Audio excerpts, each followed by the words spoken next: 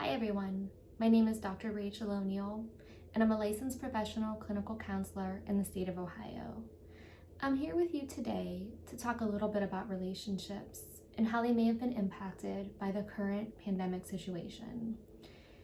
Just like everything in our life, our relationships are likely impacted by the increased stress, the increased pressure, the increased sense of just general discontrol that we're all experiencing related to this particular moment in time.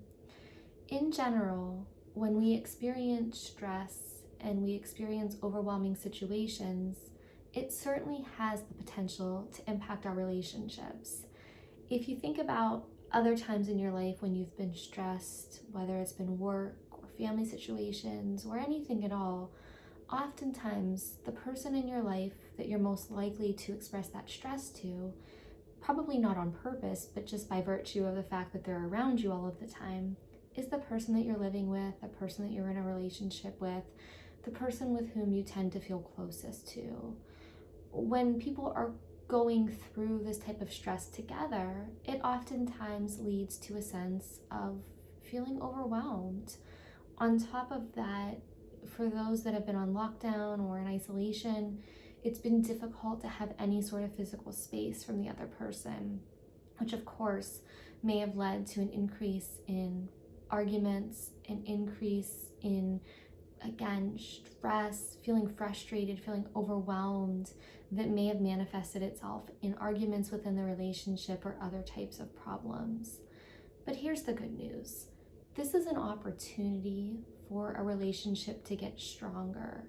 I know that sounds silly saying a pandemic is an opportunity for a relationship to get stronger, but hear me out on this one. It's an opportunity to reconnect with a person that you love and care about and to talk about what really is important to you. There's not a lot of things that put our life in perspective each day. It can be easy to kind of go through the motions, but a pandemic is one of those times where we're forced to take a step back and to really think about what is important to us and what we value. And so one of the takeaways that I encourage you to think about is how you can practice gratitude for your relationship.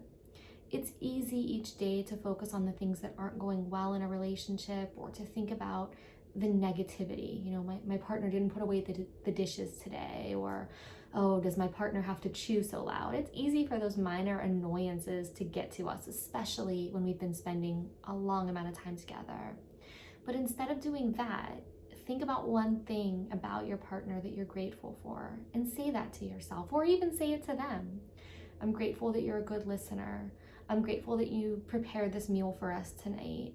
I'm grateful that you helped me out with this without me having to ask you. Anything like that can be a really powerful way to begin to move into this space of having more of a sense of positivity in the relationship and more of an emphasis on this idea of being grateful for what you have in this relationship.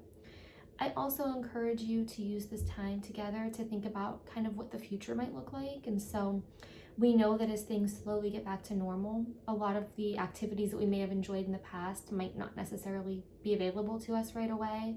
So for example, if you and your partner were really into going to concerts or football games or other events that might not be available to us for some time, maybe begin to think about what post-isolation life might look like, and maybe put together some plans or some things that you might want to do while also maintaining an emphasis on that safe social distancing.